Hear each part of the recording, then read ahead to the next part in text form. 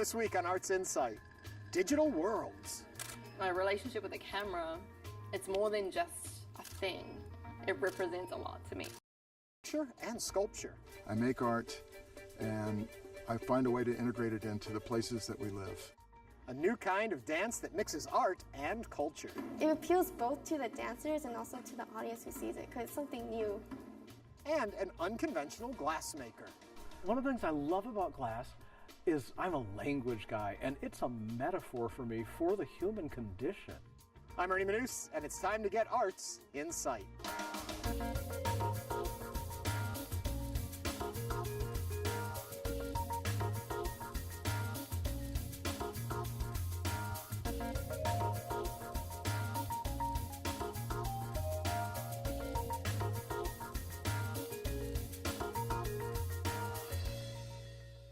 Welcome to Arts Insight. If you've been wandering around the East End lately, you're sure to have noticed this huge color-blocked wall behind me, and you may have wondered what it is and where it came from.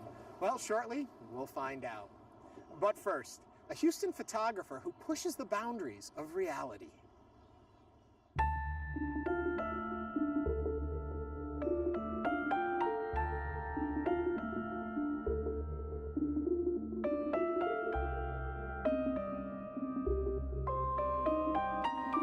My relationship with the camera, it's more than just a thing.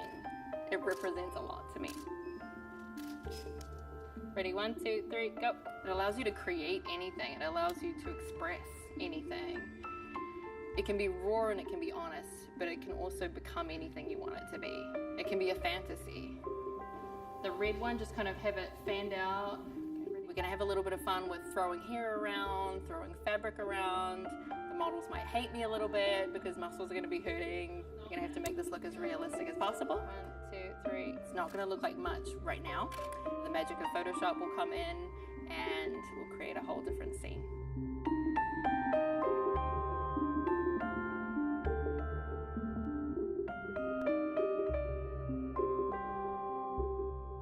Pretty much all of us have probably gone through moments where bad things are happening in our lives, right? And we know it'll get better eventually, right? We know if we're having a bad day, we know tomorrow's going to be better, but we force it. So this particular image, we've got a guy, he's got a rope, it's wrapped around the moon, right? He's trying to pull that across the sky. I wanted a whole series to show, and we've named it Dark Places.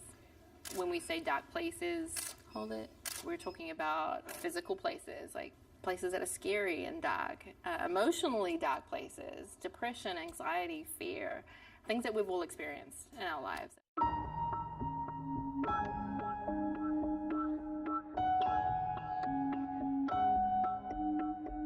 I use the fantasy and the surreal images that I create to kind of tell a story, and it may be based on something very real, but presented in a way that's very tangible, very, it's easier to digest for people.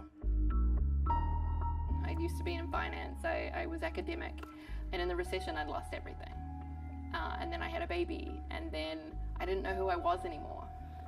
And one day, my husband had seen, I guess, my love of photography from a distance. You know, I appreciated it in other people, but I never thought that I was capable.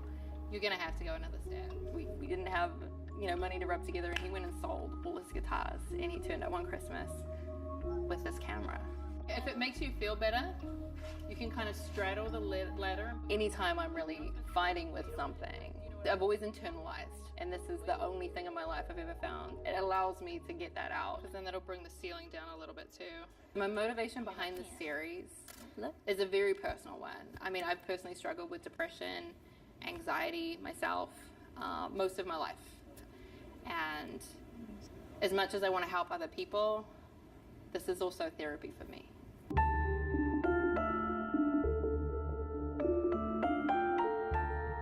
Some of the stuff looks really pretty, maybe in some capacities, but when it comes to editing, I'm really going to focus on darkening it down a little bit, bringing the emphasis on the things that are important in the shot. So it's very important to me to have an idea of the end product while I'm creating. I'm putting a lot of myself in all of these pieces, and so I hope some of that shines through.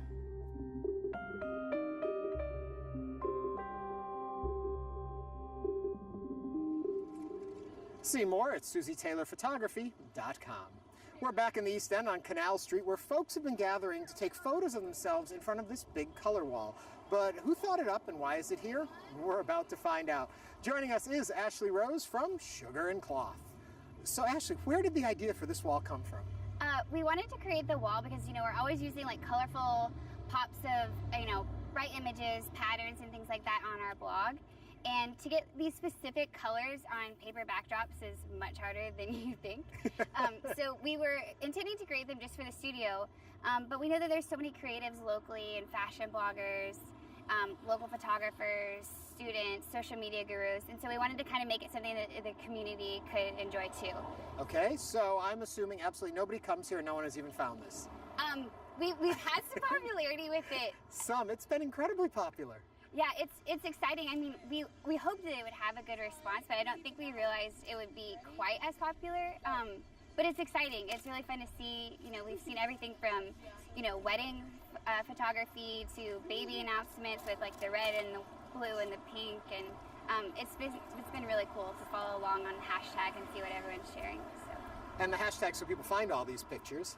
It's hashtag Sugar and Cloth Color Wall. And tell me a little bit about Sugar and Cloth. I started Sugar and Cloth in 2011. I was going to school for graphic design, and against my parents' better judgment, I quit school in my junior year, and I thought they were going to kill me.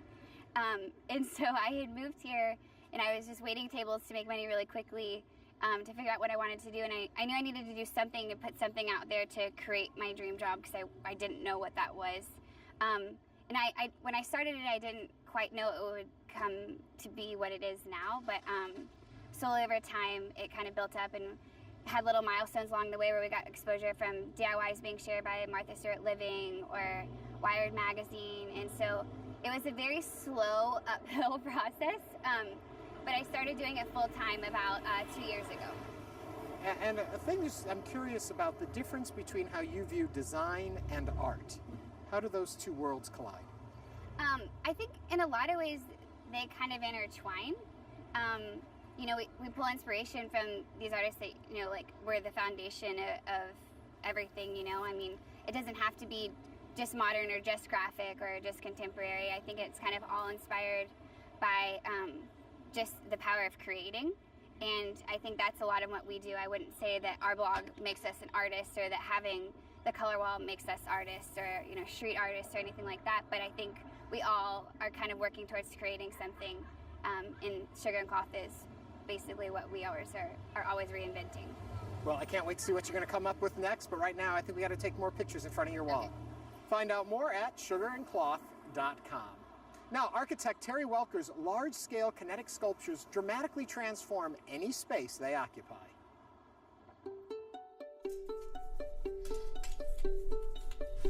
I'm an architect sculptor. That's what I do. I make art and I find a way to integrate it into the places that we live. Most of my works begin as part of a series. Usually they begin as experiments. I begin to play. I just am trying things. There's a high failure rate, but eventually things unfold with that. Usually I'm using very inexpensive materials, and as I unfold those ideas, I begin to formalize it somewhat more to create a larger piece. And then, if things are really working well, it turns into a series. I'm fascinated by the sense of natural order that we find in plant forms. I'm also pleasantly surprised and envious of the ability to create a sense of chaos. And so I'm always floating between those two worlds of creating something pure and abstract and beautiful in a certain sense, but also trying to engage the messiness of the world at the same time. So playing with order and chaos is a constant battle for me in my own art.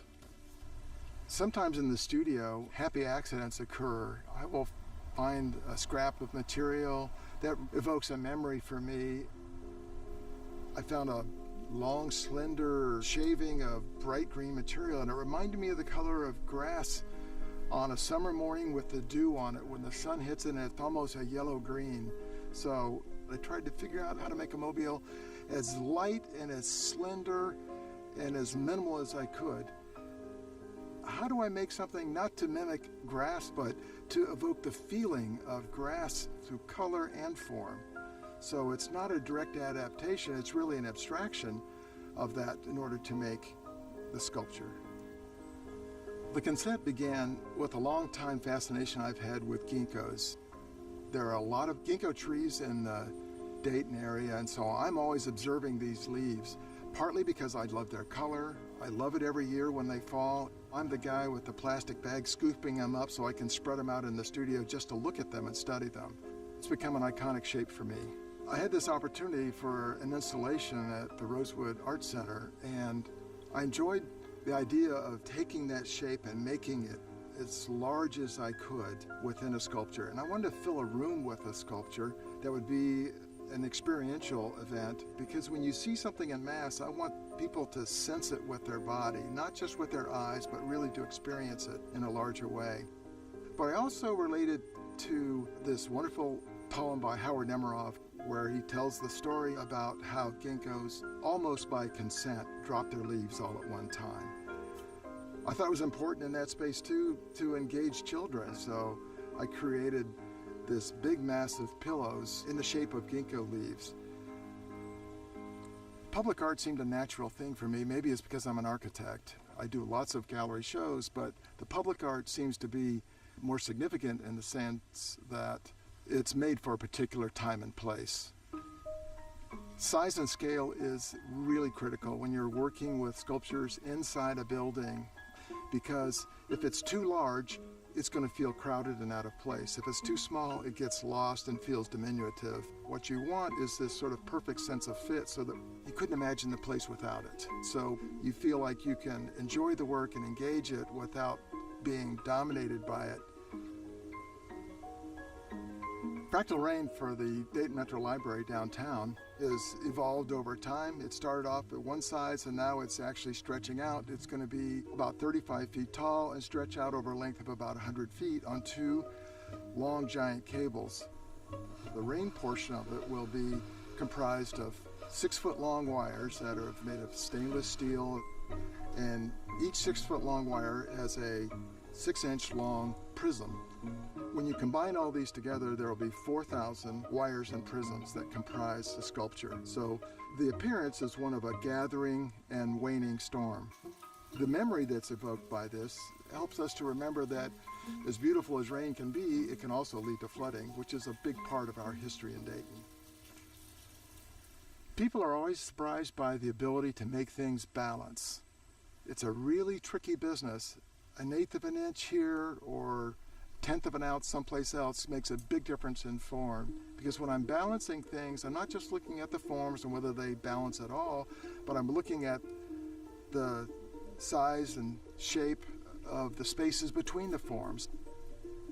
A good friend of mine has asked me to consider helping out at the STEM school, and when I'm teaching students, they're usually surprised how difficult it is, but also pleasantly surprised by the fact that they can actually learn how to do it.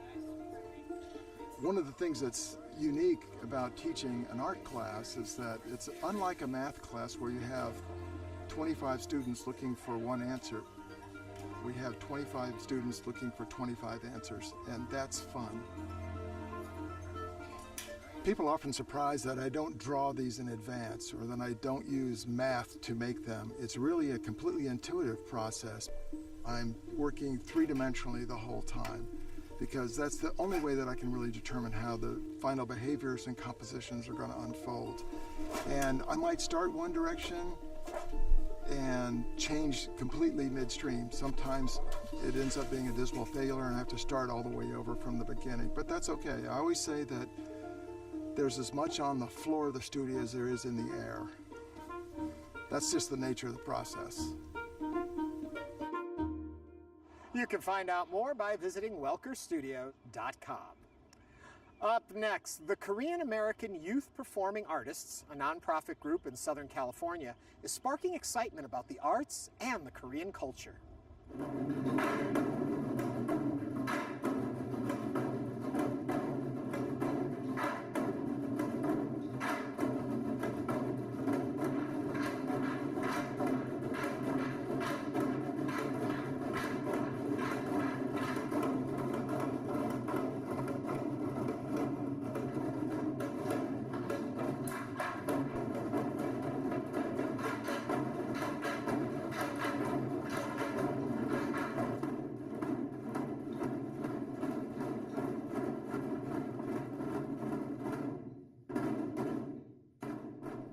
weekly rehearsal of the nonprofit group Korean American Youth Performing Artists, or KAPA.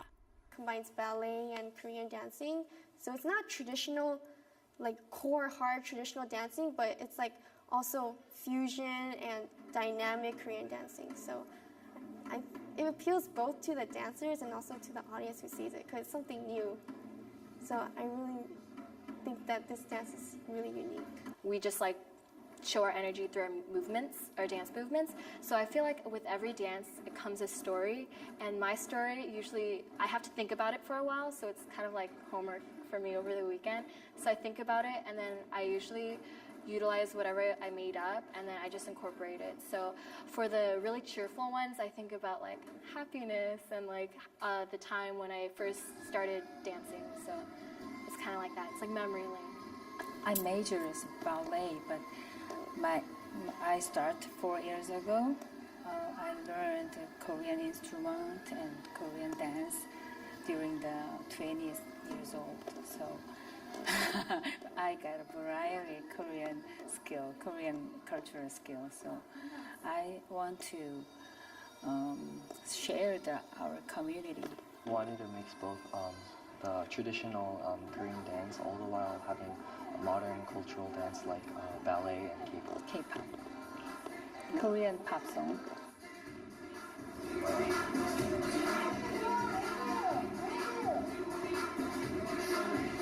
And when people saw us performing, they were amazed because it was both cultures. There were more than just one culture that was being spread, so they wanted to join in, I guess. I want to like spread the roots of like the beauty of it to everyone so they could appreciate it as well.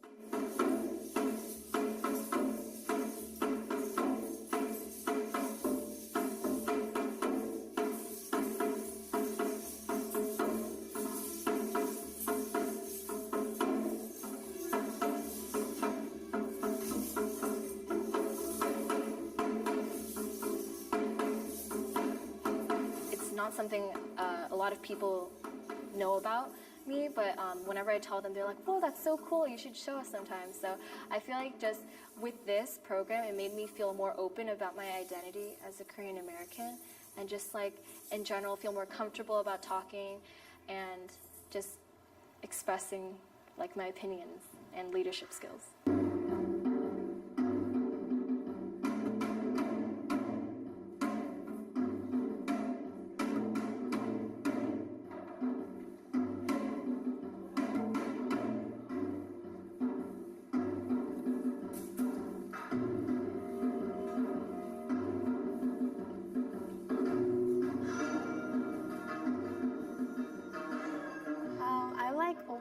Which is the 5-drum dance, and the hourglass dance, which is called Changu. I like both because they involve drumming, and when you hear drums, it's like very dynamic. It's because it's really loud, and you can make a lot of different tempos with it. So I enjoy doing those two dances. Drum sound is like heartbeat, so sometimes drum makes us exciting the feelings. I can't really practice at home because I got complaints from the neighbors. So then you just mainly practice arm movements, or you pretend you're in the setting. You're just doing the movements. So that one, it's hard to practice at home, kind of.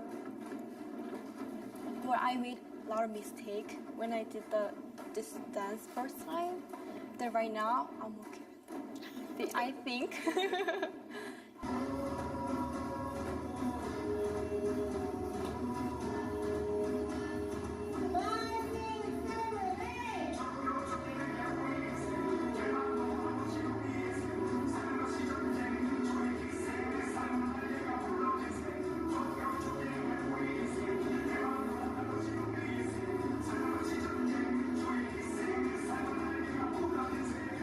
When everyone comes here, they leave everything on the table. So we just come in here with a very professional attitude, first of all, whenever we start. And so it's like beginning to end warm-ups and then the cool downs. And we just bring in a lot of like determination to perfect every single dance, like every move counts kind of thing. And then we also go in we also bring our clothes and like just everyone's really professional. Like we set the standards really well here, I feel like. And we just, I feel like just because we love it so much that we want to pour everything into this program, so we just go over and beyond.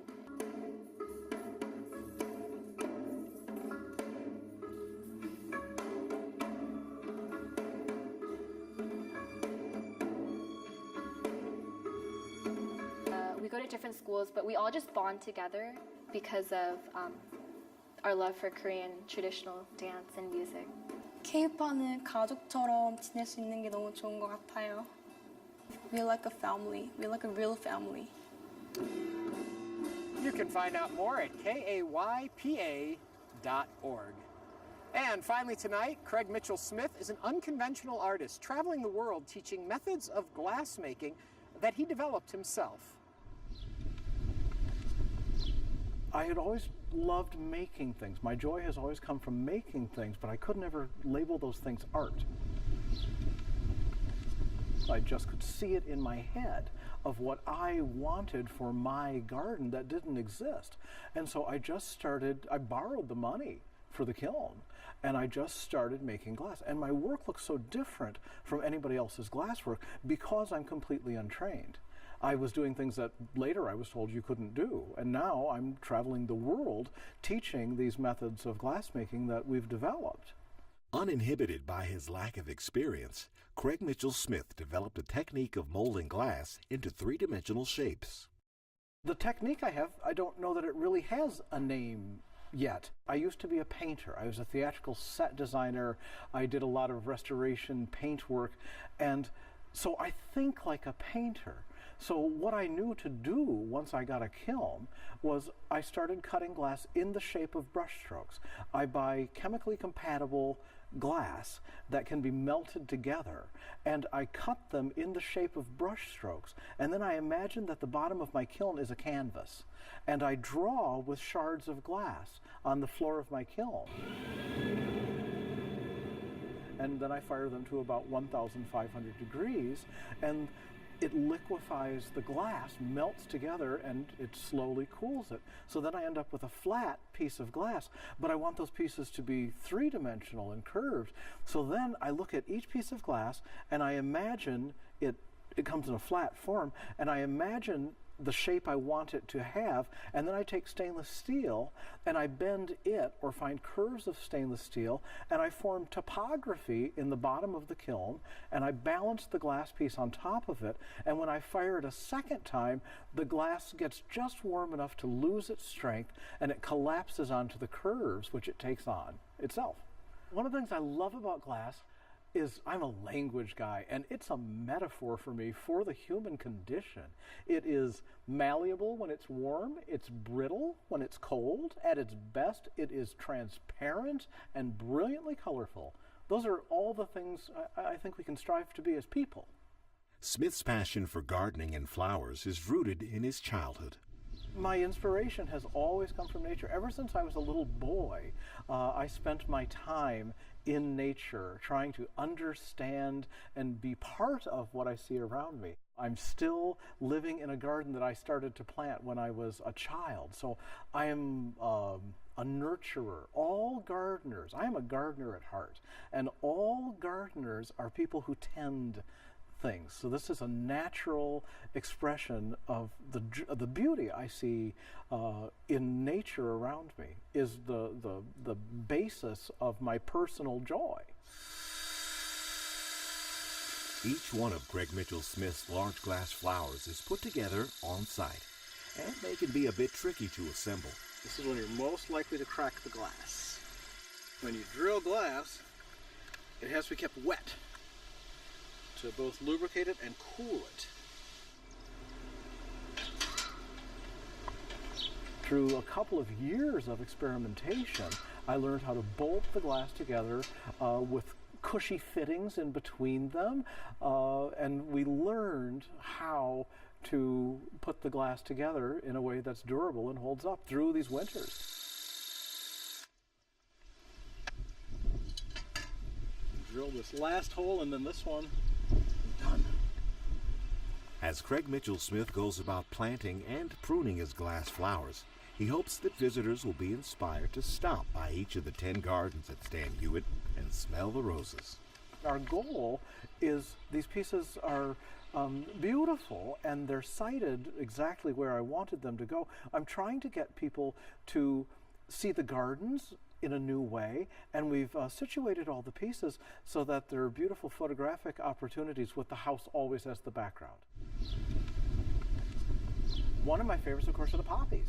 I love doing those insanely happy looking orangey red poppies on their twisting copper stems just rising out of the magnificent flower beds, adding a color that right now the beds are filled with purple and lavender and you've got this shock of orange, but later on in the season more of the flowers are orange and red and gold. So what I'm trying to do is give people a reason to come back and see the gardens anew. They're very beautiful gardens and they're very different spring, summer and fall. For more information, visit craigmitchellsmith.com. And that does it for this edition of Arts Insight. For all of us here at Houston Public Media, I'm Ernie Manous. Thanks for watching, and have a